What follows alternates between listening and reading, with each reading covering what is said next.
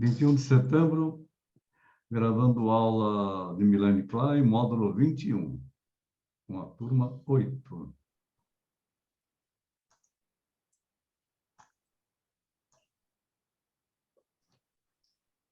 Então, pessoal, o Álvaro voltou, que bom. Como é que ficou para vocês sobre ontem? O entendimento um pouco sobre a teoria de Melanie Klein. Para mim tá normal, tá ok. Cecília? Tudo bem? Tá tudo bem, Cecília? Ó, a internet está travando bastante, hein? Pois é, aqui está excelente. Aqui está muito boa. Você que está tendo um problemazinho aí, então, Álvaro, porque as outras estão perfeitas. Oh, deu uma freada boa agora. Tá. Está cortando a voz? Internet mesmo. Então, nós vamos dar seguimento. É a chuva, Álvaro, É a chuva. que atrapalha. Na descoberta da diferença de sexo, quando o menino vê que a menina não tem o pipi, é quando surge a ansiedade de castração, que é principalmente do tipo paranoide. Isso tem origem na sua projeção que a criança faz da sua própria agressividade.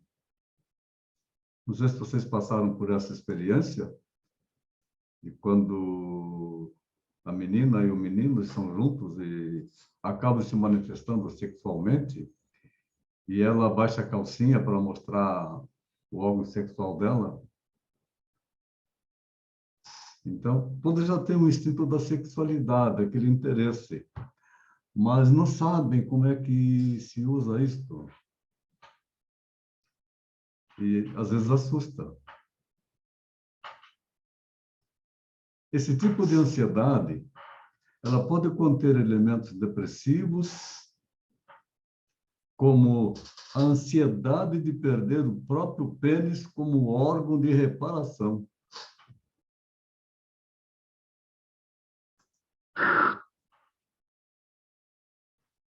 Melanie Klein define essa fantasia como sendo a expressão mental dos instintos, que é instintual realmente o sexo, presumida desde o início da vida.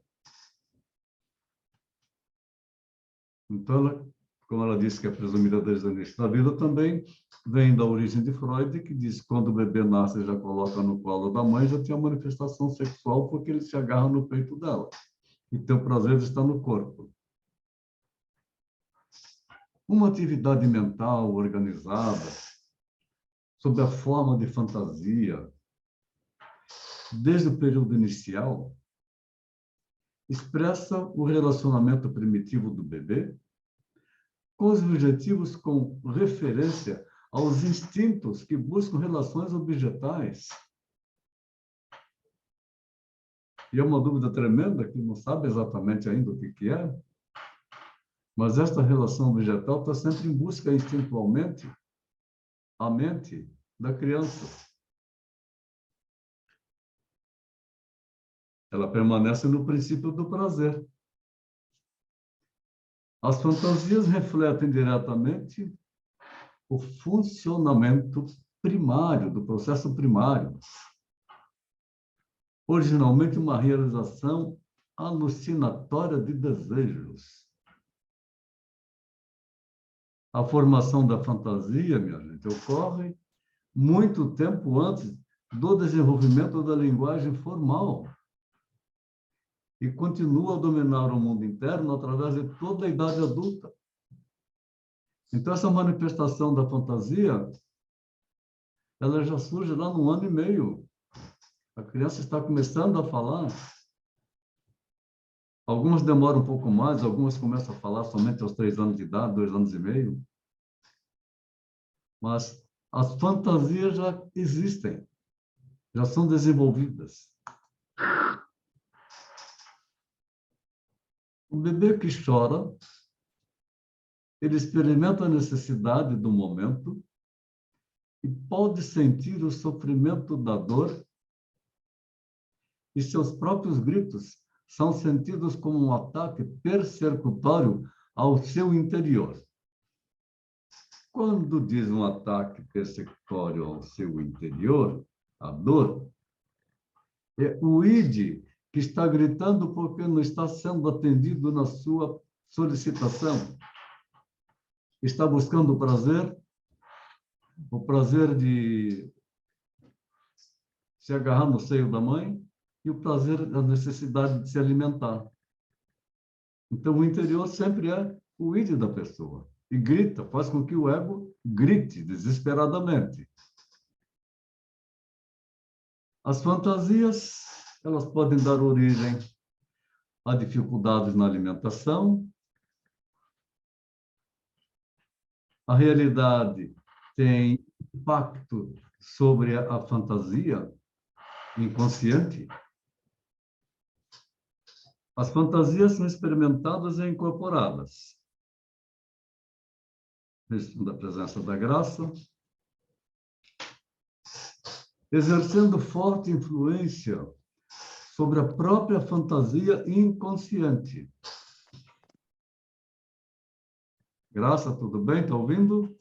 Oi, boa noite, tudo? Obrigado pela sua presença, Obrigada. que bom estar aqui conosco. Obrigada.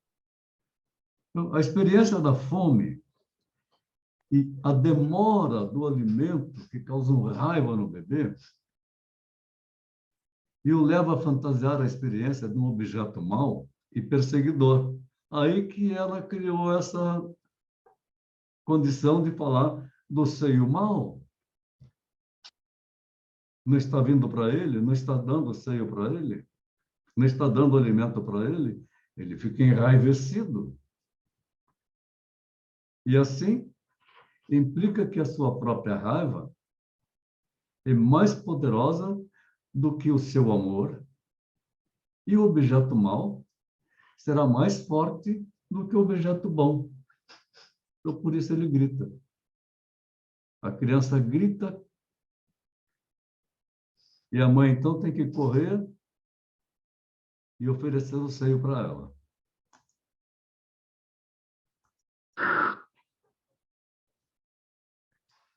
A gratificação derivada da fantasia consiste em satisfazer os impulsos instintuais, sendo a gratificação derivada da fantasia.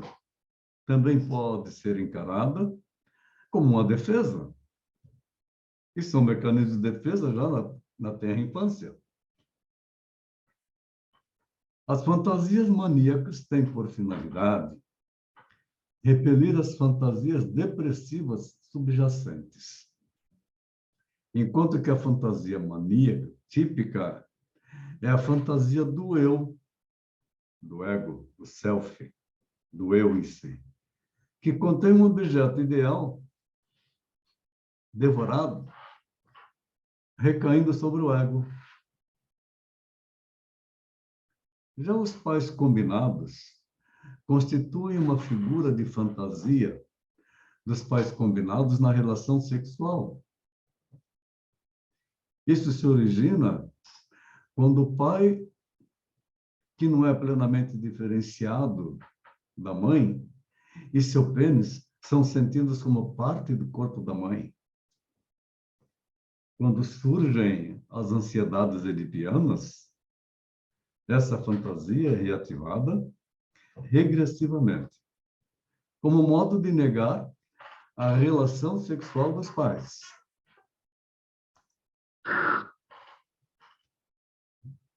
A voracidade que tem natureza mais libidinal e se acha banhada pelo instinto de morte, contrasta com a inveja que visa a posse de toda a bondade do objeto. A inveja do seio bom enquanto se tem o seio mau. Essa figura é até engraçada, né? A criança berrando, que ele quer o seio bom, que é o seio bom que a menininha lá está mamando naquelas tetas grandes assim, bonitas. E a mãe dele não é bem provida de seio. A inveja prejudica o desenvolvimento das relações objetais e a introjeção, prejudicando o desenvolvimento da força e da bondade dos objetos. No desenvolvimento normal, a gratidão acaba por modificar a inveja, permitindo, portanto, a evolução ulterior. O ciúme, que já acontece na tenra infância, ou na criancinha que está se desenvolvendo, é uma relação triádica e pertinente a um relacionamento triangular, que ocorrem após os objetos haverem sido identificados como totais ou integrais. O ciúme objetiva a posse do objeto amado e o afastamento do rival. Em comparação com a inveja, o ciúme é um relacionamento de duas partes, experienciado no sentido de objetos parciais, cujas possessões ou qualidade o sujeito deseja ter. Vocês receberam ontem um artigo que eu produzi há tempos atrás, ele tem um número lá, não lembro se é 390, 399, uma coisa assim. Eu tenho mais de 500 artigos que foram publicados. E nesse artigo eu falo do ciúmes mental. Aquilo que se cria na mente, que provavelmente toda aquela situação que ali está, e que isto acontece com o adulto, e fica imaginando, criando situações mentais que não existem, de que a sua companheira ou seu companheiro estão traindo com outra pessoa. E aquilo é um inferno na vida da pessoa. Ciúmes é doentio, é corrosivo. Já na criança também, o ciúmes é corrosivo também. Ela é capaz de ficar com raiva, ela é capaz de agredir a outra criança, é capaz de agredir a mãe. Depende também como isso se manifesta em função do temperamento inato de cada criança. Porque o ciúme é o objetivo a posse do objeto amado. Ele tem a sua libido fixada naquele objeto, no seio da mãe. E, com isso, o afastamento do rival, porque não se divide. Isso é a natureza do ser humano.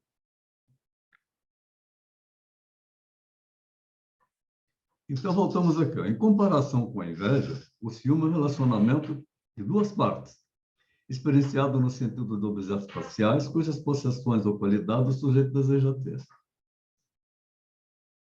Ainda ontem eu recebi duas manifestações de duas alunas adultas. Uma delas é psicanalista, está também fazendo o curso. É uma mulher de 58 anos.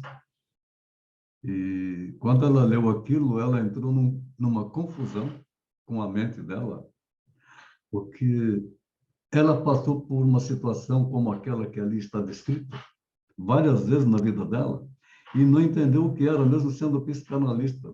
Então, agora que ela leu, é que houve um insight daquilo que está acontecendo.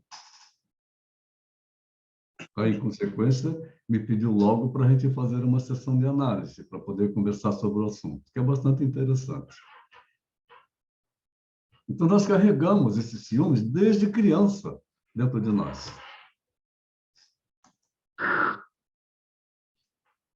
A reparação, um dos conceitos fundamentais na teoria kleiniana, foi um termo introduzido para designar, desde a condição de criança, poder reparar, seja no sentido de consertar os danos que teria causado tanto na realidade como no seu mundo de fantasias, por meio do sadismo destrutivo e contra os objetos necessitados e amados de forma ambivalente. Aí Melanie Klein distingue as falsas reparações das reparações verdadeiras, dizendo que as falsas reparações, que dizem serem maníacas e que trazem em si uma nota de triunfo, na qual o sujeito sente-se poderoso, invertendo a relação e submissão que tinha em referência aos pais, e que traz em si uma nota de triunfo, e que trazem também a referência dos pais, a ponto de, muitas vezes, desenvolver uma ideação delirante de encontrar fórmulas mágicas para males que lhe ocorram. As reparações verdadeiras representam-se para a criança e mesmo para o adulto altamente estruturante, porque possibilitam a transformação dos objetos maus em objetos bons, do seio mau e do seio bom, ou do seio mau para o seio bom. Isto vem acentuar e representar a vitória das pulsões de vida no seu embate contra as pulsões de morte, possibilitando assim uma reparação baseada no amor e de respeito pelo objeto, o objeto de desejo é o seio bom, resultando em realizações verdadeiramente criativas.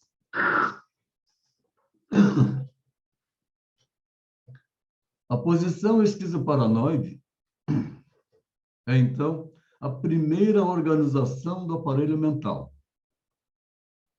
distribuindo as experiências emocionais em relação a objetos internos e externos em um arcabouço bem dinâmico, que continua a exercer influência através de toda a vida da pessoa.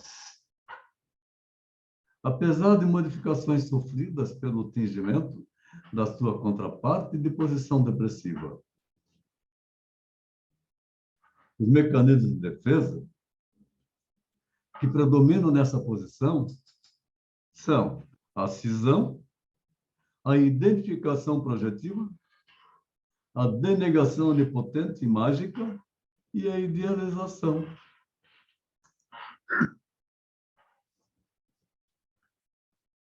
O bebê projeta amor e ódio no seio da mãe. O dividido em um objeto bom, gratificador, e um objeto mau, frustrante. O objeto bom é idealizado, ou seja, percebido como capaz de proporcionar gratificação ilimitada.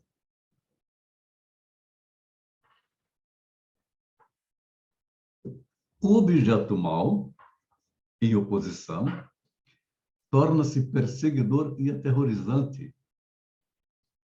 Esta posição, portanto, se caracteriza pela ansiedade persecutória. O bebê teme ser destruído pelo objeto mau.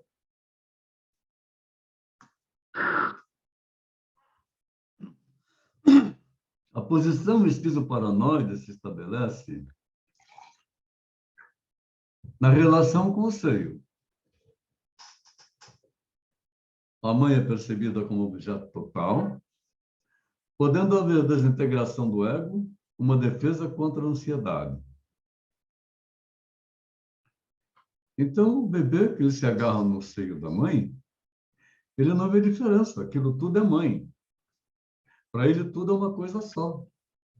Embora ele fique olhando para o rosto da mãe, mas é tudo uma coisa só. E ainda nesta fase não existe o pai. O pai pode estar perto, mas para a criança não existe. Quando os mecanismos de defesa arcaicos não conseguem dominar a ansiedade, o ego se fragmenta e se divide. Ego fragmentado gera ansiedade e a criança então chora.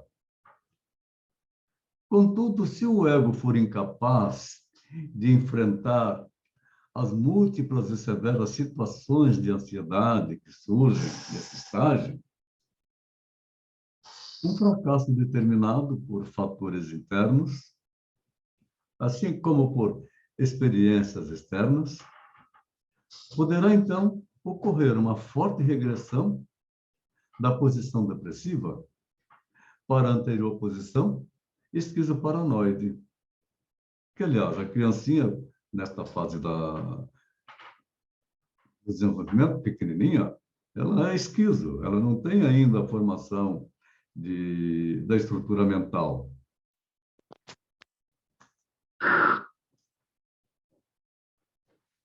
Ao iniciar o seu trabalho com crianças, Melanie Klein seguiu um princípio estabelecido de que as interpretações deveriam ser limitadas ao mínimo. Não é procurar fazer muita interpretação. Ao contrário, tem que fazer a associação livre com os brinquedos. Considerando que os psicanalistas ainda não haviam explorado as camadas mais profundas do inconsciente, por entenderem, a princípio, que era potencialmente perigoso por se tratar de crianças. E como é que é o inconsciente da criança? Assim, com esse pensar, a psicanálise para crianças era um procedimento cauteloso, muito cauteloso, e por muito tempo considerado conveniente para crianças que já tivessem alcançado o período da latência, ou seja, a partir dos 6, 7 anos de idade, não abaixo disso. Melanie Klein foi ousada, ela foi até o bebezinho de 2, 3 meses de idade.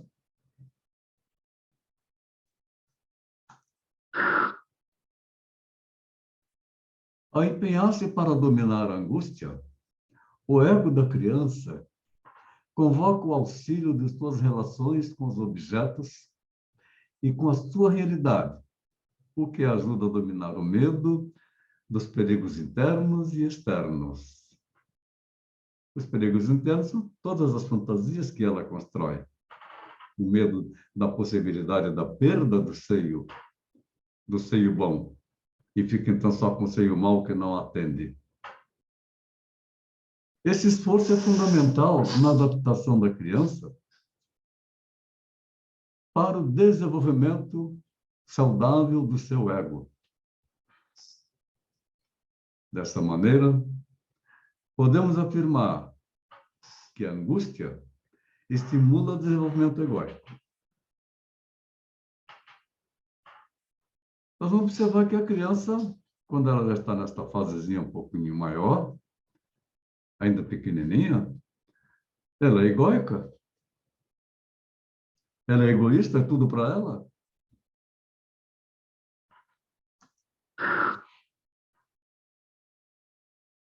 Daí que a análise de crianças normais nos ensina que o brinquedo não é somente a realização de um desejo, mas encerra angústias mais arcaicas ligadas às primeiras situações de vida.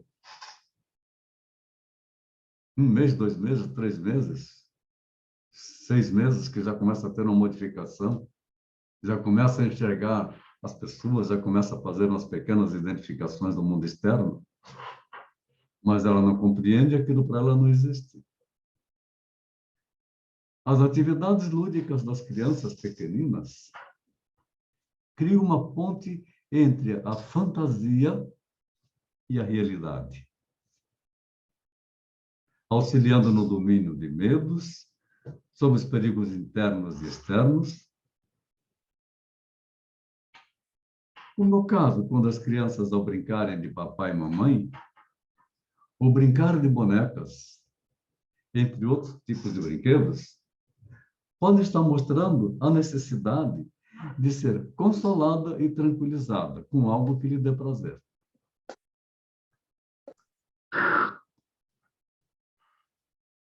As angústias primitivas e as defesas contra estas, elas surgem na situação analítica, diante do personagem, propiciador da situação, que a pessoa do analista, em sua função com a criança, no setting analítico. Para Melanie Klein, tudo que a criança diz, a criança é o paciente, né? Tudo que ela diz, tudo que ela relata, tudo que ela manifesta, ou tudo que ela faz nas brincadeiras é associação livre, os sonhos que ela tem, tudo que desenha, por isso no atendimento com criança, papel e lápis, lápis de cores, lápis comum, para que ela possa desenhar. Então, tudo isso é visto, escutado e entendido como endereçado ao analista, porque ela está se manifestando para o psicanalista. Sendo que este é percebido ou entendido como tal, ou qual a figura significativa da experiência do paciente.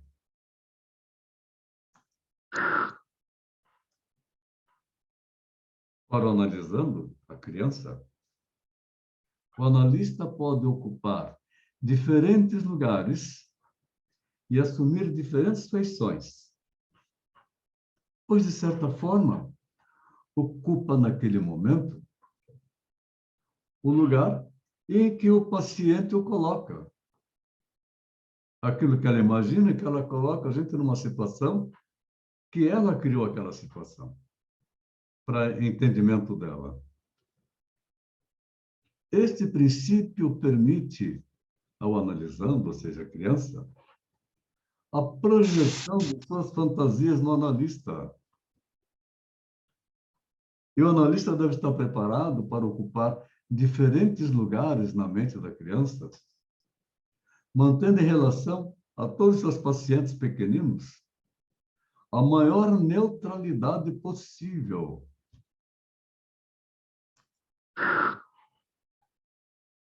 Melanie Klein, ela sempre optou pela franqueza em apontar as coisas reais da vida, como em relação à sexualidade, escolhendo a linguagem em função da maneira concreta com que as crianças pensam e falam. Ela possuía o hábito de verificar com os pais os termos utilizados por eles ao se referirem a determinados assuntos. Como é que os pais falam das crianças sobre os órgãos genitais? E sobre o cocô, sobre os excrementos. E adotavam mesmo em suas comunicações a fim de que se estabelecesse com mais facilidade uma empatia com a criança, com aquilo que ela está acostumada na casa dela.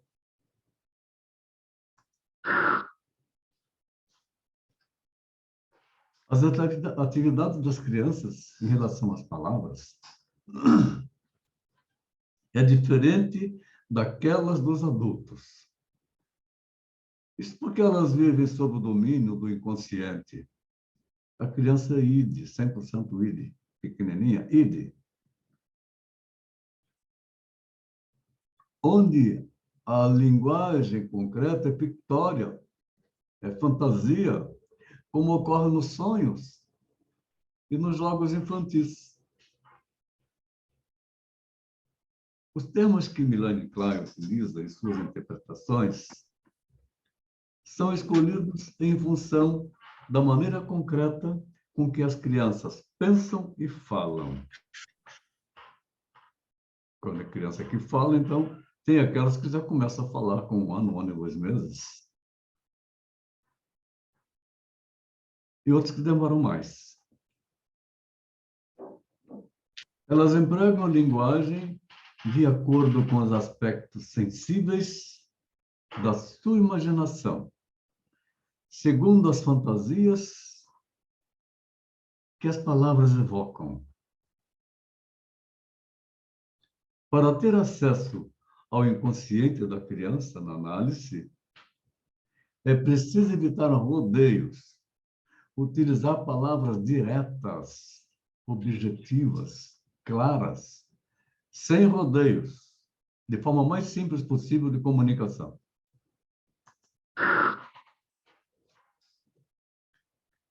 Com toda a projeção e importância das descobertas e princípios propostos por Klein, a clínica atual, com crianças, conduz à utilização e priorização das funções psicológicas de ver, ouvir, pensar, em especial a vivência emocional na sessão de análise. De acordo com o que a criança está brincando, criar situações para verificar esta vivência emocional com ela. O trabalho na clínica foca, portanto, o aqui e agora, buscando discriminar fantasia de realidade, passado de presente, consciente de inconsciente. Assim, o objeto da análise não é passado, mas sim o presente, porque a criança que passada que ela tem de lembrança do útero da mãe, de quando estava na barriga da mãe, o modo de funcionamento mental do paciente, da criancinha, a maneira como esta organiza e expõe as suas ansiedades, as fantasias e as próprias defesas que naturalmente ocorrem.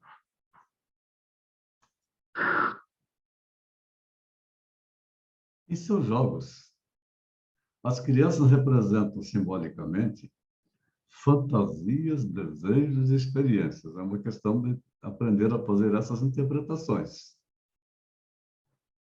Elas estão empregando aí a mesma linguagem, o mesmo modo arcaico e filogeneticamente adquirido, olha que interessante, geneticamente adquirido, de expressão com que estamos familiarizados através dos sonhos. E a criança sonha muito. Como ela ainda não tem superego, o sonho se manifesta com facilidade. Só podemos entendê-lo completamente se a abordagem pelo método que Freud desenvolveu para desvendar o significado dos sonhos, utilizando, portanto, esses conhecimentos da interpretação dos sonhos, os objetos manifestados.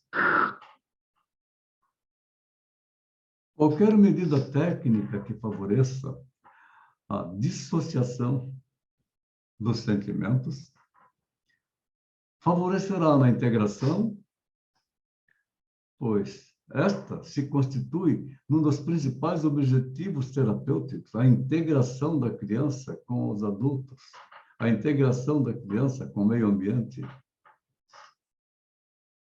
É necessário que o terapeuta, o psicanalista, tolere a transferência negativa que vai acontecer fatalmente quando expressa pela criança, consciente ou inconscientemente, liberando o vínculo transferencial hostil e aí propicia a idealização do mesmo, a idealização de um vínculo.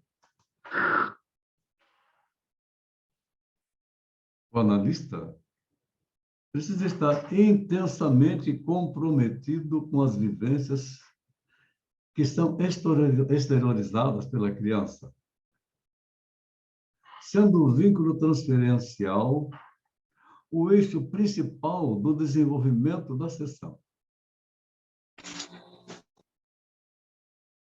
A criança repete com o analista a estrutura de seus vínculos de objeto, das suas angústias e defesas, constituindo o que transfere para a sessão e para a pessoa do analista, embora não saiba e não tenha associações concretas com a pessoa do analista. Mas ela transfere constantemente. Então, muita atenção nessas transferências, que elas são bem-vindas. Essas que vão nos ajudar a fazer identificações. De acordo com Melanie Klein, definiu a teoria das posições, determinou um objetivo terapêutico central: elaborar a posição depressiva para obter a integração do objeto e do ego. A identificação de qual é o objeto. O insight consistirá em juntar as emoções carinhosas e também as hostis em relação ao mesmo objeto, com os consequentes sentimentos de culpa e responsabilidade. Não só compreendendo, mas tolerando a dor mental que esses sentimentos produzem. Se a criança chora, por que ela chora? Se ela nos rejeita, por que ela nos rejeita? Quando nos rejeita, não sabemos estabelecer a empatia. A primeira coisa para lidar com criança é procurar ficar igual a elas. Deixar que ela faça o que ela quiser ali, orientando para as outras coisas quando quer desviar a atenção dela. Não é repreender e não é dizer não pode.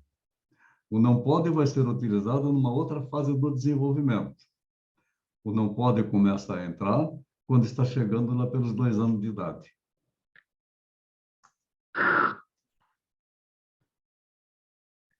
A descoberta de que as crianças têm vida sexual encontra expressão tanto nas atividades sexuais diretas quanto em fantasias.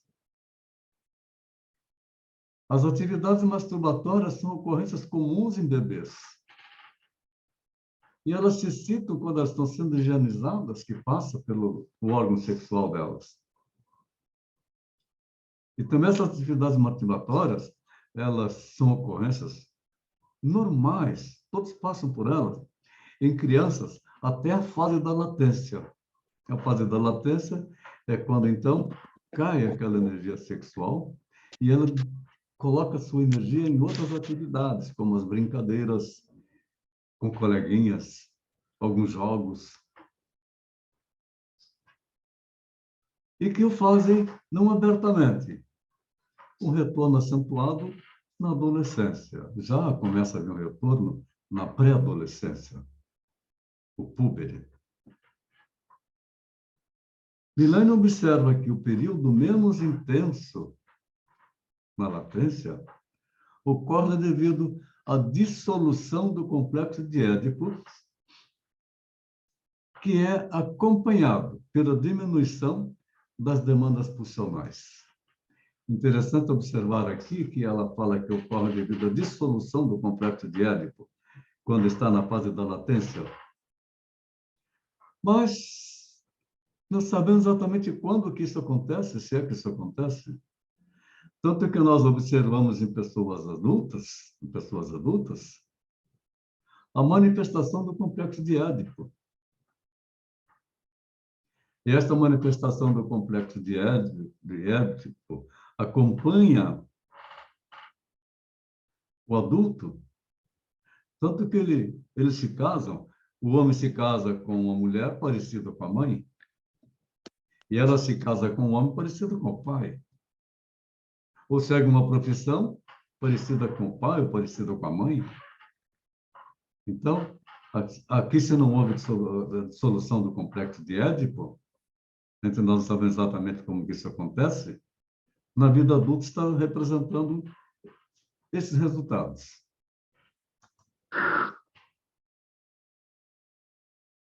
No período de latência, a análise de crianças apresenta dificuldades especiais. pois elas mostram a vida imaginativa ilimitada. É muito criativo, muita imaginação. É riquíssimo. Essa vida imaginativa limitada pela forte tendência à repressão nessa faixa de idade. Milânio observou ainda que o ego, no período de latência, que aí já existe ego, que já está se formando o superego, é pouco desenvolvido. E a criança não apresenta insight em relação à sua doença ou à sua neurose, nem desejo de ser curada. Por isso, a falta de motivação para iniciar a análise ou encorajamento para prosseguir.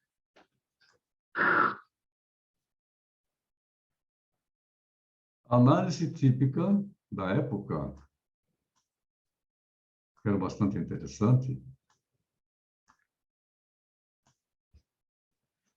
essa análise típica da época da puberdade difere em muitos aspectos essenciais de análise no período de latência. Chegando na puberdade, a menina esconde os seios. Embora não tenha seio ainda, ela já faz isso automaticamente. E o menino tem ereção. As movimentações pulsionais da criança são mais intensas e poderosas. A atividade de fantasias é cada vez maior. O ego tem outros objetivos e mantém uma relação diferente com a realidade em que ela está vivendo naquele momento. Com muitas fantasias. No entanto, há ponto de semelhança com a análise de crianças pequenas, considerando que na puberdade é encontrada uma predominância de moções pulsionais, como também do inconsciente, uma vida de fantasias muito mais rica, com manifestações de ansiedades e afetos mais agudos do que no período da latência. Interessante nessa fase de transformação, porque muita coisa nova começa a acontecer. Na puberdade, às vezes a criança pode desenvolver um processo depressivo, ela não compreende o que está acontecendo com ela, essas transformações que ela está tendo. Começa a haver as excitações sexuais, o que ela também não compreende.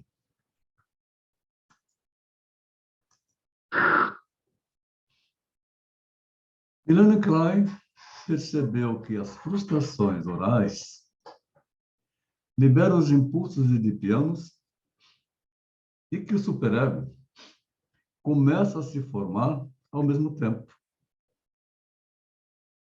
Quando ele já ali está na fase do Édipo, por isso que o Freud diz que o superego ele surge do Édipo, o superego é o herdeiro do complexo de Édipo. Aí nós passamos a entender que realmente é isso mesmo que está se formando. Os impulsos genitais ficam de início despercebidos,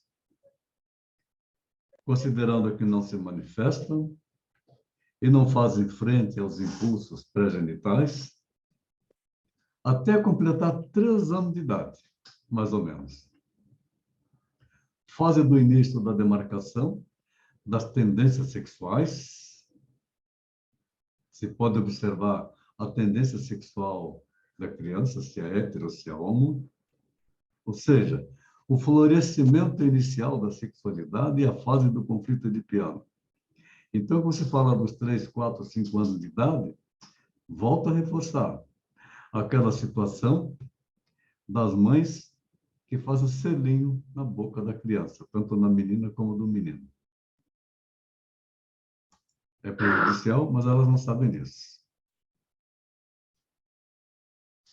O ego, no início do seu desenvolvimento, está submetido à pressão das situações de ansiedades arcaicas,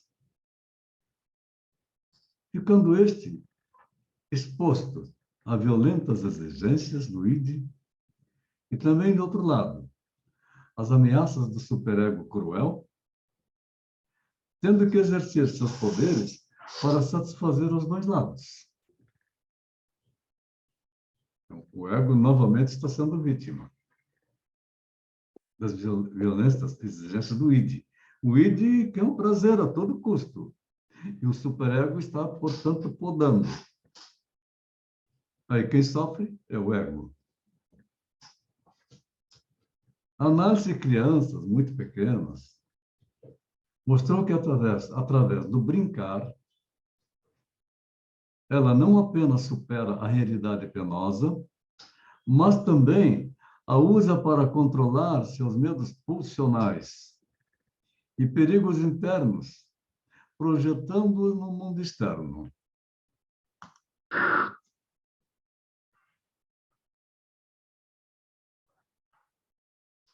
Melanie Klein criou vários termos. Nós vamos ver alguns deles aqui, como, por exemplo, aniquilamento, que se refere à angústia. Uma criança interna do instinto de morte, ao ego, que, a serviço do instinto de vida, se defende tentando desviar para fora a angústia gerada. É uma defesa fundamental ou principal do ego. O instinto de morte vem pela força do id, do inconsciente, e o ego, dentro de uma realidade que ele está enxergando, ele tem que lutar contra esse instinto para diminuir esta força.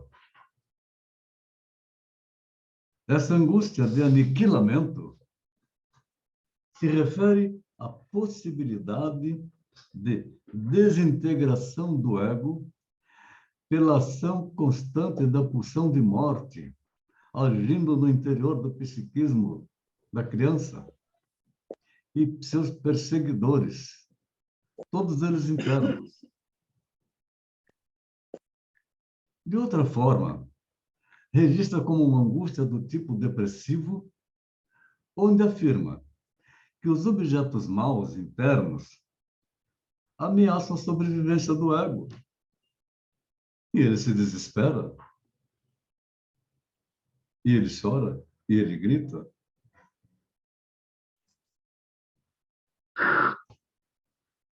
Ela também falou da ansiedade, dizendo que é uma resposta do ego à ação do instinto de morte. Esta ação do instinto de morte gera ansiedade, porque vai acontecer alguma coisa. Quando o instinto de morte é defletido, movimentado, desfiado para outro lado, toma duas formas principais: ansiedade paranoide e ansiedade depressiva. A ansiedade paranoide, devido à projeção do instinto de morte num objeto, objetos que então são experimentados como perseguidores, é a ansiedade de que esses perseguidores aniquilem, anulem, reduzam a nada e destruam o ego e o objeto ideal.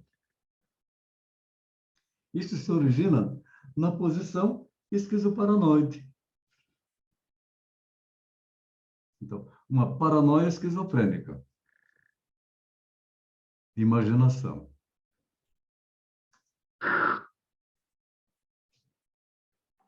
O complexo de Édipo primitivo é a relação edipiana experimentada pelo bebê a partir da posição depressiva. Essa relação é experimentada em termos pré-genitais, antes de a genitalidade ser alcançada. Aí, voltamos lá novamente e falar como é que a Melanie Klein fala do complexo de Édipo no bebê. A culpa é a compreensão penosa, que gera uma ação. Mas se o bebê não tem um complexo de Édipo, ele não tem culpa. É a compreensão penosa de haver danificado o objeto ou os objetos amados. Isto o bebê não entende. É tudo dele, ele faz o que ele quiser. Ele está tão somente no princípio do prazer. Origina-se na posição depressiva quando o bebê experimenta a ambivalência em relação aos pais, que são percebidos como objetos totais. Então, quando que a criança começa realmente a fazer a identificação de que tem mais, não é só a mãe, que tem também o pai? Sol, você que tem seus filhinhos aí, quando é que eles começaram a fazer a identificação de que tem o pai? Então, a menina começou agora, com 8 anos. Agora, o menino já desde cedo. Desde, acho que 1 ano de idade, ele já identificou. Já identificou. Legal. Agora, ela foi muito mais desligada. Então, não existe um período fixado. Ele é variado de acordo com cada ser. Certo? Os pais ambivalentemente amados, introjetados na posição depressiva, formam o núcleo do superego.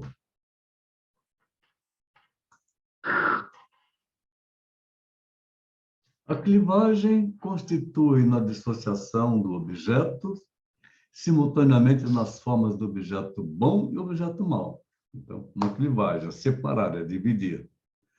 Perseguidor e idealizado. Pode se referir ao ego, que, conforme a sua extensão e modo de utilização, possibilita representar uma dissociação útil do ego na forma de um recurso estruturante no desenvolvimento da criança ou na vida cotidiana do adulto, ou significar uma forte negação, levando a estados patológicos ou estados de negação psicótica.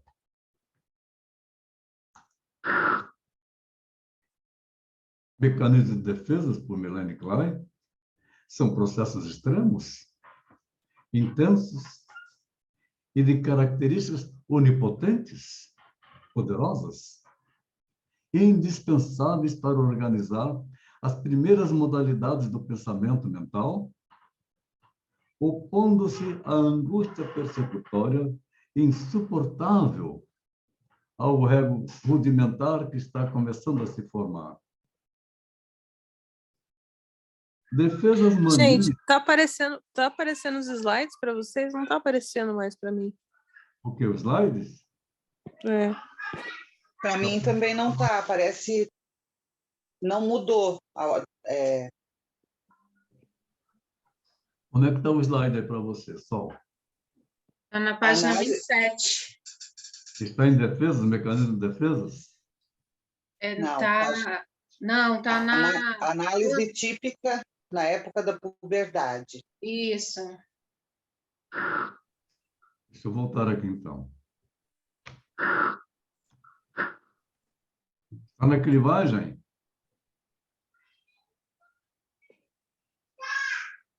Está na clivagem agora? Não, Não, Está no complexo de Édipo? não, Na ansiedade? não. Caramba, será que houve? Está em Parou. termos... movimentações pulsionais. Está em termos cranianos? Não. Não, Em qual slide que O está? meu só tá preta a tela. Aparece vocês, mas não aparece os slides. Ah, O meu tá aparecendo a página 27 dos slides, onde a menina esconde o seio e o menino tem ereção. Essa está aparecendo? Não, tá parado ainda. Eu vou mudar aqui para ver. Mudou? Não, Caramba, o que será isso? O que será isso? Aqui, para mim, aparece página 27, professor. Página 27. Eu vou mudar ela para a página anterior. Aparece a 26? não. Não. Ela travou na 27? Uhum. Tá. Então, vocês vão me permitir, nós vamos interromper por alguns minutos, a fim de que eu possa saber se eu consigo corrigir isto, fazendo uma reiniciação do sistema. De acordo? Eu Sim. volto a chamar logo em seguida. Ok? Ok. Eu vou interromper aqui. Mas antes, deixa eu fazer mais um teste. Está aparecendo o slide? Agora Agora tá. sim. Tá. Eu vou lá no 27. É onde parou. Eu não sei o que é isso, para mim é novo. Está no slide 27. Sim, Uhum. E agora? 28. 28. Tá, então não vou interromper, não. Nós vamos seguir Não nesse precisa. mapa que está aqui, tá? Porque ele está travando lá, né? Quando eu coloco no modo de apresentação. Fica claro assim para vocês? Fica bem? Tá. Sim. Uhum. Melhor do que parar. A Milene Klein, ela percebeu que as frustrações orais liberam os impulsos edipianos e que o superego começa a se formar ao mesmo tempo. Os impulsos genitais ficam de início despercebidos, considerando que não se manifestam e não fazem frente aos impulsos pré-genitais, até completar 3 anos de idade, mais ou menos. Fase do início da demarcação das tendências sexuais, ou seja, aí é que vem o início, o florescimento inicial da sexualidade e a fase do conflito edipiano. Então, quando ela diz sobre isso aqui, a fase do conflito edipiano, ainda fico confuso para saber como que tem o complexo de Édipo no bebê. Está um pouco incoerente, não é?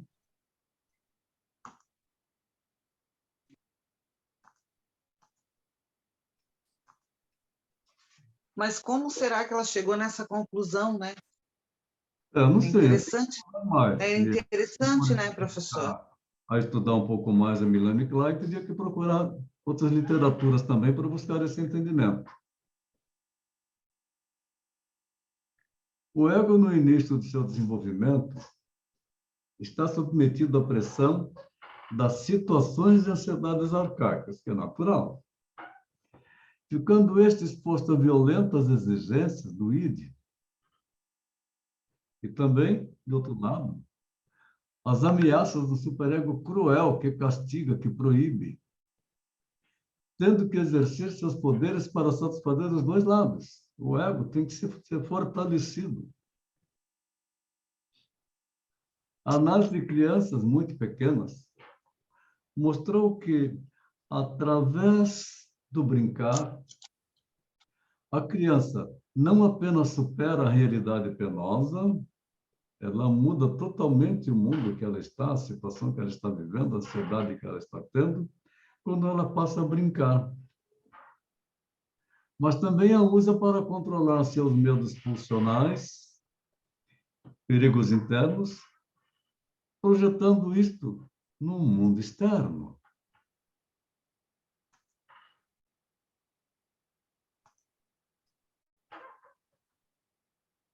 Voltamos lá para os termos, né? Aniquilamento, que nós já falamos dele. Ansiedade paranoide. Aqui que não estava aparecendo para vocês, né? Então, vou repetir eles aqui, tá? Uhum. Ansiedade.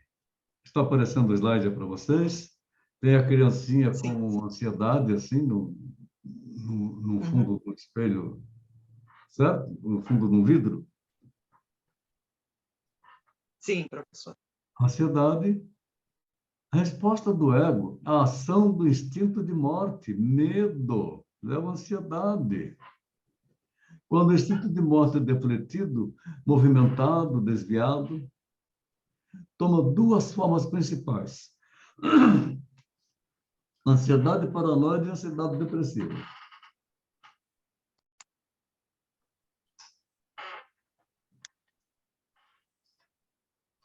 Ansiedade paranoide, devido à projeção do instinto de morte num objeto, objetos que estão sendo, portanto, experimentados como perseguidores. É a ansiedade de que esses perseguidores aniquilem, anulem, reduzam a nada, destruam o ego e o objeto ideal do ego. Isso começa a se manifestar na posição esquizoparanoide. Quando nós falamos de esquizo, nós estamos falando de loucura. É mais ou menos como um estado de loucura.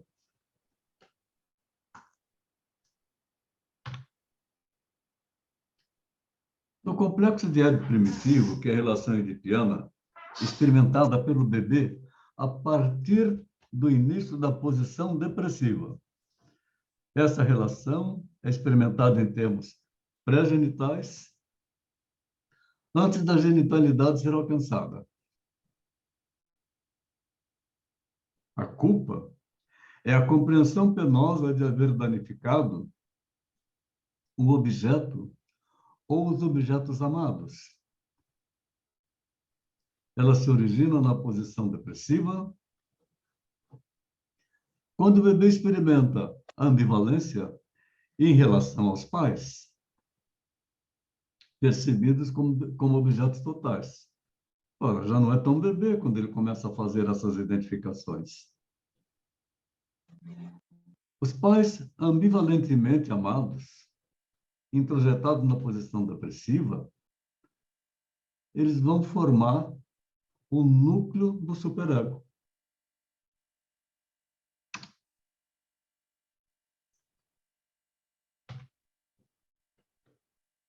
A clivagem constitui na dissociação, portanto, do objeto, separar o objeto, dividir no meio, simultaneamente nas formas do objeto bom e mal. Aí que então ela fala do seio bom, do seio mal. Que é perseguidor idealizado. Perseguidor mental, do desejo. Pode se referir ao ego que, conforme a sua extensão e modo de utilização, possibilita representar uma dissociação útil do ego na forma de um recurso estruturante no desenvolvimento da criança ou na vida cotidiana do adulto.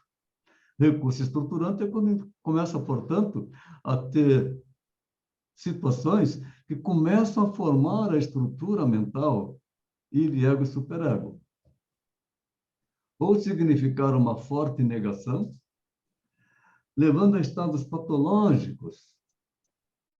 E o estado de negação psicótica, falando de estado de negação psicótica, é um estado de loucura. E aí vem os mecanismos de defesa, que são processos extremos, intensos, e de características onipotentes, indispensáveis para organizar as primeiras modalidades do pensamento mental, opondo-se à angústia persecutória insuportável ao ego rudimentar. Defesas maníacas se desenvolvem na posição depressiva, como defesa contra a experiência da ansiedade depressiva, da culpa e da perda. Se baseia na negação onipotente da realidade psíquica. E as relações de objeto se caracterizam por triunfo, controle e desprezo. O denegrimento, lembra da história da raposa e a uva? Ah, Um as processo uvas de verdes. denegrir. O recurso defensivo do ego como forma do sujeito, através da identificação projetiva excessiva, de se livrar ilusoriamente do outro por ele invejado. Como que lançar merda no outro por ele invejado, de acordo com Zimmermann. Para se defender, já que não tem por que invejar aquilo que está maculado, é que pode ser exemplificada essa fábula da raposa e as uvas. Ah, deviam estar verdes mesmo, deviam estar azedas, mas ela não alcançou. Então fez um denegrimento do que era objeto de desejo naquele momento. Já a depressão é um estado da mente em que, parcial ou totalmente, o bebê experimenta sentimentos penosos da posição depressiva. E, gente, que diferença tem esse sentimento no bebê, a depressão no bebê, do adulto? Sentimentos penosos da posição depressiva. Pode ser a reação normal, a experiência de perda, sensação de perda, ou reação patológica de caráter neurótico.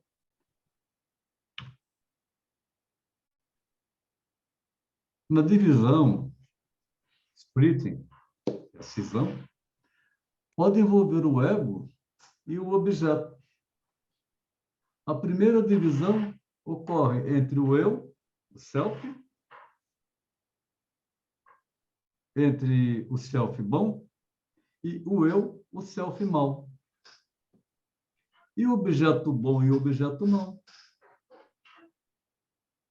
A deflexão, movimentação de desvio de uma situação para outra, do instinto de morte, envolve a divisão entre a parte sentida como contendo impulsos destrutivos e a parte sentida como contendo a libido que está produzindo toda a energia.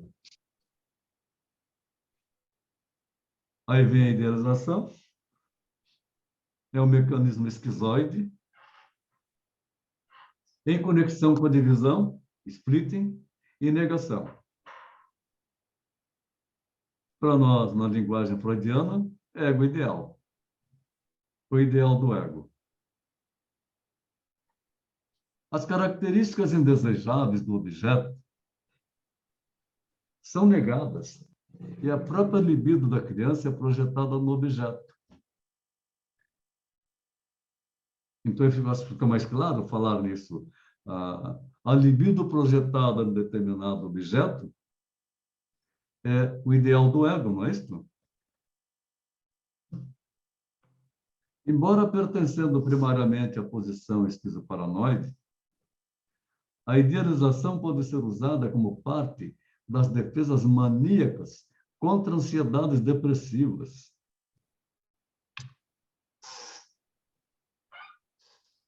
A identificação, que é sempre considerada como produto de processos introjetivos ou projetivos,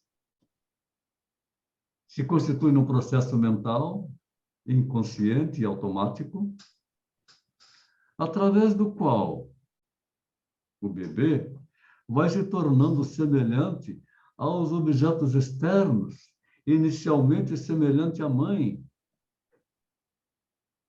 Acompanha o amadurecimento e desenvolvimento mental,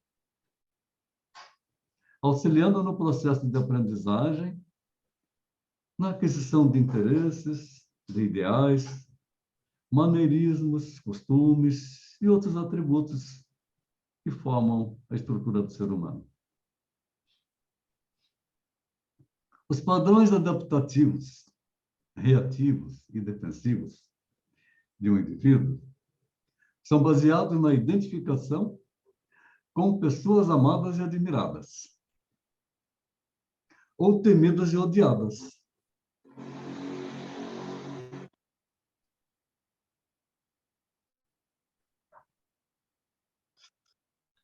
A identificação projetiva é o resultado da projeção de partes do self, do eu, em um determinado objeto.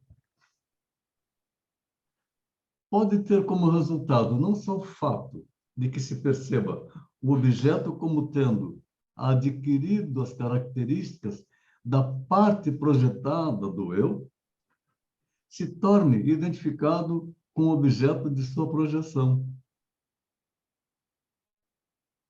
A identificação projetiva patológica é o resultado de uma desintegração do eu ou de partes do eu, que então são projetadas no objeto e desintegradas. Resulta na criação de objetos bizarros, fantasias. A inveja primitiva, ou primária, é experimentada pelo bebê principalmente em relação ao seio, que é o primeiro objeto de contato, é o primeiro objeto de desejo, o primeiro objeto de prazer. Este seio que o alimenta e que lhe dá prazer. É possivelmente a primeira manifestação externa do instinto de morte, já que ataca o que é sentido como sendo a fonte da vida. A inveja primitiva, que é a primeira, excessiva, inveja excessiva, é importante fator em psicopatologia, que atua a partir do nascimento e afeta as experiências primitivas do bebê. Aí nós temos em cima uma imagem de um dos livros da Melanie Klein. Aqueles que queiram se aprofundar mais poderão procurar essas literaturas.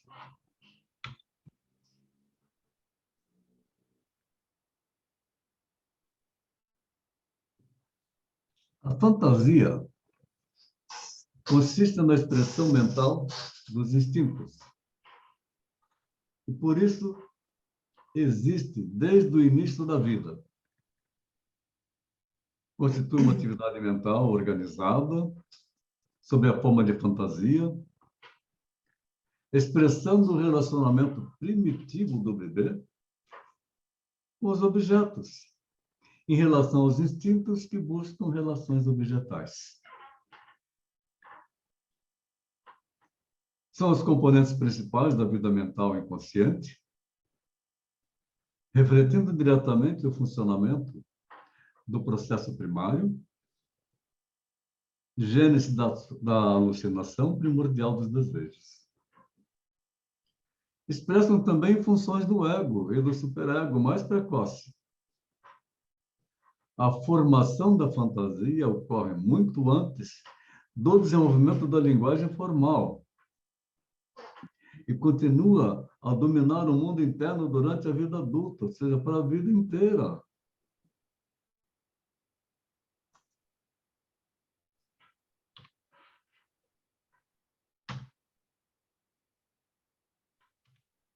Agora não quer mudar. Agora mudou. O mundo interno é o resultado da ação da fantasia inconsciente, na qual se introjetam objetos que ficam na mente do bebê, construindo-se dentro do ego um mundo interno complexo, onde os objetos internos são sentidos como estando em relação dinâmica, uns com os outros e com o ego. O entendimento da palavra objeto pode ser feito pelo seu desmembramento. O prefixo ob, de origem latina, diante dos olhos, ou seja, designa uma aproximação, uma relação mais íntima e pessoal com alguém que está à nossa frente, diante dos nossos olhos. Podem também ter o significado de estar diante de uma atitude de oposição. A criação de objetos bizarros, o que às vezes provoca um terror para a criança, que são produto de identificações projetivas patológicas. Talvez isso possa provocar na criança aquele famoso quadro de terror noturno, nas quais os objetos são percebidos como divididos em fragmentos bastante diminutos, sendo que cada um contém uma parte projetada do eu.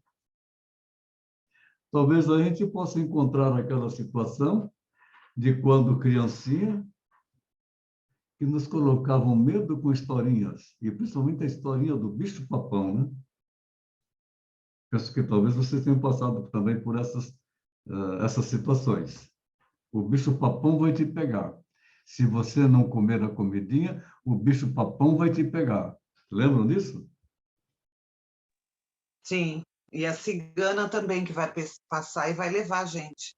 Isso pode levar ao terror noturno, como também leva a pesadelo. Bem assim. E tantas outras que usaram na criancinha pequenininha, que ainda não tem um superego, mas querem colocar um superego nela, então cria essas fantasias bizarras. Esses objetos bizarros são experimentados como estando carregados de grande hostilidade, de agressividade. Já um objeto bom se refere ao seio ou ao pênis, tal como experimentados na posição depressiva, no relacionamento com experiências boas. É sentido como fonte de vida, amor e bondade, mas não é o ideal. Reconhece suas más qualidades e, em contraste com o objeto ideal, pode ser experimentado como frustrador. É sentido como sendo vulnerável a ataques e, portanto, muitas vezes é experimentado como estando danificado ou destruído. O seio bom e o pênis bom são sentidos como pertencendo, respectivamente, à mãe boa e ao pai bom, mas podem ser experimentados antes que a relação do objeto total esteja totalmente estabelecida. Então, o objeto ideal, seio e pênis, é experimentado pelo bebê na posição esquizoparanoide, como resultado da divisão e da negação da perseguição.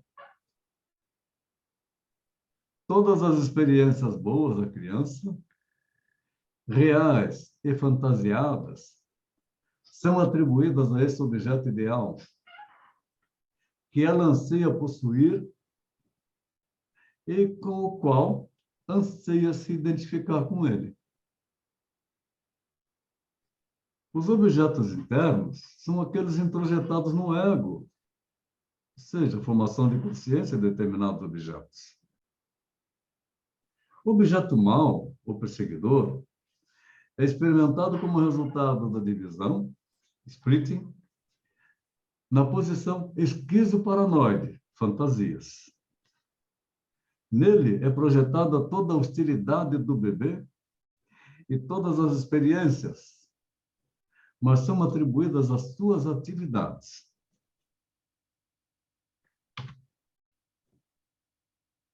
Já objetos parciais são objetos característicos da posição esquizoparanoide.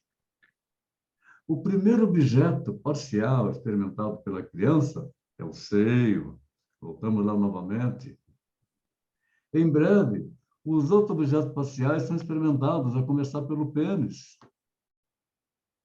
E quando a criança começa a pegar seu corpo, ela pega o pênis, a menina passa a mãozinha na vagina e ela sente prazer. Objetos persecutórios, a predominância desses objetos maus, representa para o sujeito uma constante ameaça de ataques vindo de fora. Então, gera uma paranoia, que ameaça os objetos bons que habitam o mundo interior da criança. O ataque imaginado também pode partir dos objetos maus introjetados que ameaçam o próprio ego da pessoa, o próprio ego do bebê ou da criancinha. Eu ia justamente fazer essa pergunta. Acredita? Legal. Acredita, só você está acompanhando bem. Objetos totais descrevem a percepção de outras pessoas como uma pessoa. A percepção da mãe como objeto total contrasta tanto com objeto parcial como com objetos divididos em partes ideais e perceptórias. A ambivalência e a culpa são experimentadas, então, em relação a objetos totais. Objetos totais, a mãe, o pai, as identificações que já passa a fazer em outras pessoas. Já os pais combinados, trata-se de uma figura de fantasia dos pais combinados na relação sexual. Origina-se quando o pai não é plenamente diferenciado da mãe e o seu pênis é sentido como parte do corpo da mãe.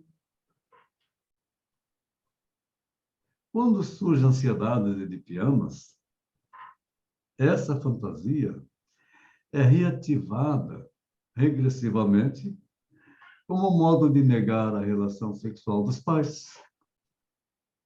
Em geral, é experimentada como uma figura terrificante. Quando a criancinha vai tomar banho, a mãe vai dar banho na criança, está um verão gostoso. Ela, então, ela pode, geralmente, tem umas que vão nuas mesmo, ou ficar só de calcinha. E pega a criança no colo e vai tomar banho junto. Aí, outro dia, o pai é quem vai dar o banho na criança. Fica pelado e põe a criança no colo e toma banho junto. Aí a criança, então, ela vê que tem diferença, mas ela não sabe, não tem a mínima ideia do que há. Então, para ela, são os pais combinados. Entenderam? Mas, o professor, eu gostaria que o senhor esclarecesse aqui essa parte sobre quando o pênis é sentido como parte do corpo da mãe. Sim, porque para a criança, o pai e a mãe é uma coisa só. Ele só sentiu essa diferença porque vê que tem alguma coisa diferente. Então, são os pais combinados, como estou falando aqui agora. Diferenciado da mãe, e seu pênis é sentido como parte do corpo da mãe. O próprio pênis dele, ou a vagina da menina, que ela não tem pênis. Mas a mãe também não tem, então ela se identifica. Entendi. Mas quando vê o pai, ficou tranquilo? Sim, sim.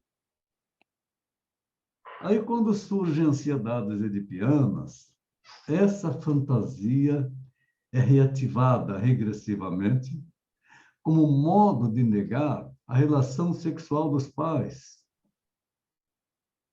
Em geral, é experimentada como uma figura terrificante. Uhum. Já objetos perseguidores, dos quais uma parte do instinto de morte foi projetada, instinto de morte é perseguição. Sim. Aí dá origem a uma sociedade paranoide de que o bicho-papão vai te pegar. Na posição depressiva, que tem início quando a criança reconhece a mãe como objeto total. Trata-se de uma constelação de relações do objeto, de ansiedades, caracterizada pela experiência da criança de atacar a mãe ambivalentemente, que ela ama, e de perdê-la como objeto externo e interno.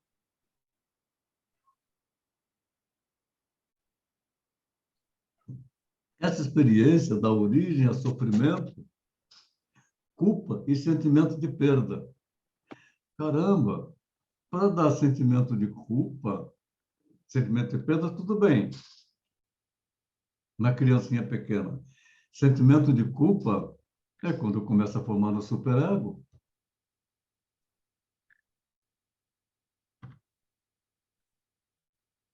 Na posição esquizoparanoide, que se trata da primeira fase de desenvolvimento, se caracteriza pela relação com objetos, pela prevalência da divisão no ego e no objeto, e pela ansiedade paranoide.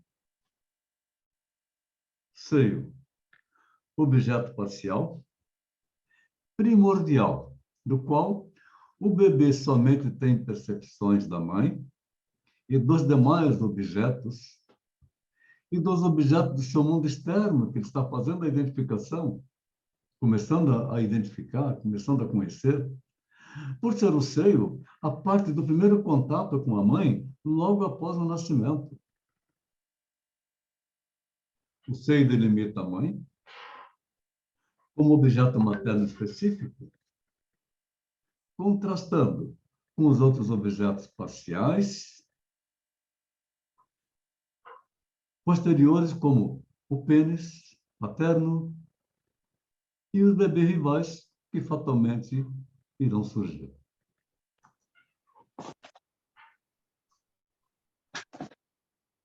Alguma pergunta?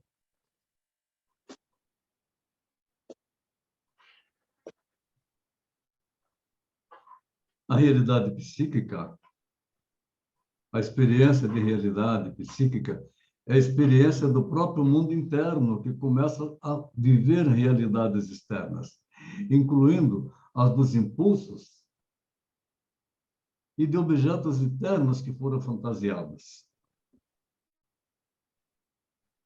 A reparação, então, que é uma atividade do ego, que tem como finalidade restaurar o objeto amado e ferido. Ora, estamos falando a reparação, finalidade do ego, a criança já está mais desenvolvida. Surge na posição depressiva como reação a ansiedades depressivas e a culpa. Então, a criança já tem que estar com uma idadezinha maior, já está formando, portanto, o complexo de Édipo, que é onde começa a surgir o superego. A reparação pode ser feita usada como parte do sistema de defesas maníacas. Nesse caso, adquire as características maníacas de negação, de controle e de desprezo. E assim nós estamos chegando praticamente ao final desse nosso encontro de hoje, finalizando com que a inveja contribui para as dificuldades do bebê em construir seu objeto bom, porque ele sente que a gratificação de que se viu privado foi guardada para si mesmo pelo seio que o frustrou. O objeto de amor, quando o amor é dirigido a uma outra criança, gera inveja. A inveja, então, é um sentimento irado de que outra pessoa possui e desfruta de algo desejável, sendo o impulso invejoso tirá-lo dela ou espoliá-la. Ela pode até agredir a outra criança. Aqui, então, chegamos hoje ao final dessa apresentação. Obrigado pela participação, aprendizado que fazemos juntos. O trabalho será enviar um artigo sobre o entendimento da teoria psicanalítica, 3 a 5 páginas.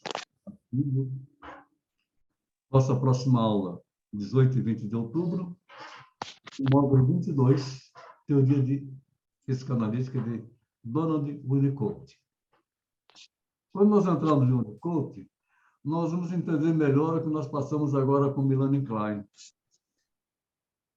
Bastante interessante como o Winnicott colocou esta situação. Aí nós vamos fechar bem esta questão de trabalhar com as crianças. Muito obrigado. Eu vou interromper aqui o compartilhamento para que todos possam aparecer. E, por favor, as suas considerações, seus comentários. Não tem nem muito o que falar, né, dessa Melânia. Ave Maria. Gente, é coisa demais, né? É muita informação. É muita informação. Mas a base para você trabalhar com criança é bastante interessante, né? Sim. Ela, o Winnicott, o tal de Abraham Graham, que é mais atual, que ele é baseado, ele junta a teoria da Melanie e do Winnicott, tudo em um só, sabe? Então, assim, também é bacana ele. Eu estava lendo um livro dele, na verdade ele tem só um, né? E muito interessante também. Aham. Então, mas é muita informação, né? Assim, é muita informação. Agora, é interessante que nós possamos nos permitir a ter insights, Uhum. a buscar sensações que também nós tivemos quando crianças, que nós não lembramos, quando nós estamos lidando com crianças. Então, com isto, a gente consegue desenvolver uma habilidade para fazer uma identificação com a criança, para estabelecer o rapport. Uhum. Vou me lembrar de quando eu tinha 1 ano de idade? Não. Mas histórias que chegaram a contar de quando eu tinha 1 ano de idade, que já contavam quando eu já estava maiorzinho, talvez eu me lembre. Então, com isso, a gente começa a ter determinados insights também, porque aquilo que acontece com a criança também aconteceu conosco, nessas fases de desenvolvimento. Bem interessante isso, né? Uhum. Graça, Oi, professor. Eu cliquei em alguma coisa aqui e depois não consegui voltar, mas eu estou vendo vocês. É, essa aula é muito interessante, né? Nossa, é impressionante como a gente... Eu fiz tantas associações aqui sobre tanta coisa. sim. Eu lembro que meu irmão sempre me acusa de eu ter roubado o leite dele, porque eu sou 1 ano mais velha, né? E ele sempre, assim, quando a gente fala, ele toca nesse assunto. Porque quando ele nasceu, eu ainda mamava. Sim. E com essa aula nossa, foi muito esclarecedor. Nossa, que beleza você lembrar, saber disso, né? Uhum. Eu não faria ideia se eu não tivesse tido essa aula, Aham. de Sabe que alguns porquês, né? esse fato, os ciúmes que gera aí, depois pode gerar uma rivalidade entre os dois na vida adulta? A Sim, disputa entre você e o bom continua? sim, exatamente. É bem interessante, né, professor? Muito interessante, sim. Hum. E é algo que eu não... Imagina, se eu tinha 1 ano e eu mamava, e ele nasceu, eu não tenho culpa, né? Mas olha quantas coisas, quantos problemas podem acarretar isso e a gente não faz ideia se a gente não estuda psicanálise. Tá. Se lembra do caso que eu conto para vocês do paciente Peter Pan? Aham, Uhum. Tem 32 anos hoje, continua fazendo terapia comigo há 10 anos, toda semana. Ele teve também esta passagem um pouco mais complicada, porque ele tinha 7 meses quando nasceu o irmão dele. nossa, Então, bem mesmo. terrível. Ele perdeu o que era dele. Ele perdeu o seio bom, ficou com o seio mau. Esta fixação, ele continua sendo criança. Por isso que ele é um cara maduro, responsável, bem certinho, mas é tudo muito certinho demais.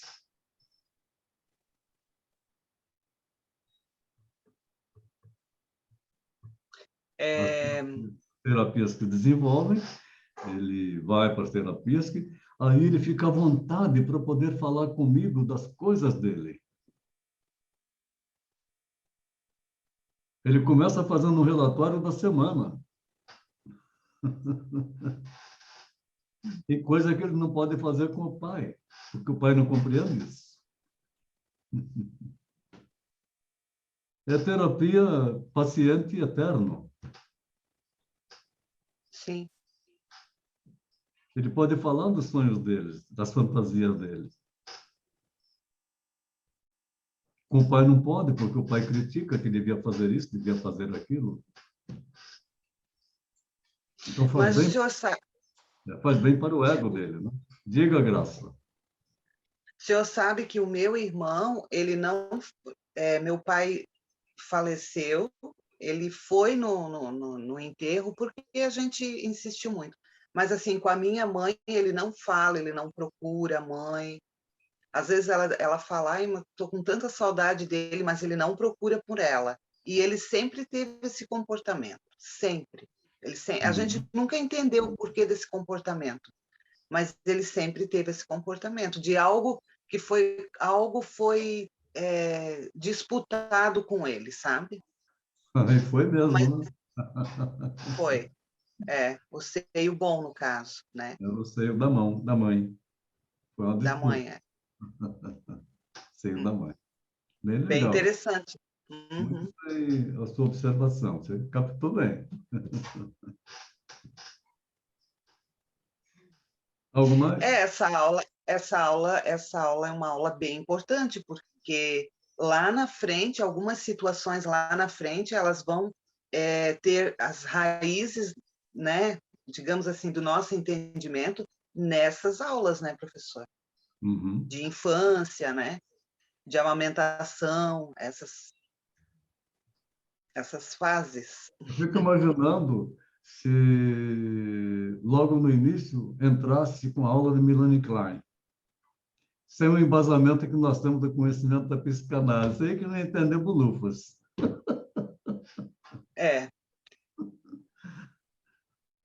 Justamente, é verdade. A sequência tem que ser de acordo, na medida que vai desenvolvendo o Uhum. conhecimento, para poder estudar esses casos mais complicados. Nós vamos ver que é muito agradável com o Unicode, e depois nós vamos ver a complicação que é com Lacan. É. Já é outra linha de pensamento, né? Não. É uma forma diferente de fazer a psicanálise numa linguagem diferente, mas é a mesma coisa. Isso nós vamos ver bem claro quando chegar lá. É verdade, Lacan. Eu estou confundindo com o Jung.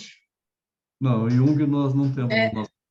Me veio a imagem do Jung aqui, porque a gente fala muito de Jung, né? Jung, na verdade, foi psicólogo e não psicanalista. Aí, às vezes, eu confundo. Eu ainda estou nessa fase ainda do trocar. Já é psicologia analítica, né? Jung, Sim. né? Uhum. É diferente. Tem um filme bem interessante, O Método Perigoso. É bem interessante assistir. Eu já assisti umas 3 vezes esse filme. Isso mesmo, muito bom esse filme. A gente entende melhor a relação do Freud com Jung neste filme. Uhum. E da Sabrina Spielreich, que era, né, também depois estudou para... Sol? Oi? Você já viu esse filme, O Método Perigoso? Não. Ainda não. Nossa, esse filme clareia muita, assim, dá muita clareza sobre... A gente consegue tirar algumas conclusões bem interessantes ali. Ai, vou dar uma olhada. Ultimamente, pena. o meu tempo anda meio escasso, então eu estou focando mais em terminar meus artigos. Correria, né? É, Vale muito também a nossa percepção, né? A nossa intuição, a percepção das coisas, para poder estar trabalhando com as pessoas. Bebê, criança, adulto e idosos. Idosos são os mais difíceis, tá?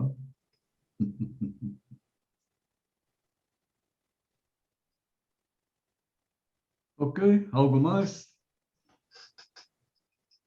não, hoje não. Então, muito obrigado por estarmos aqui juntos mais uma vez. Eu que Estamos agradeço. chegando próximo ao final do curso. Pois é, tá acabando, que coisa, né? Acabando. Mas uma ótima noite, muito obrigado pela presença de vocês. Obrigada, professor. Boa Obrigada, noite. Boa eu que noite. agradeço. Boa noite, Graça. Até Boa noite, o próximo Sol. mês. Tchau. Até. Tchau.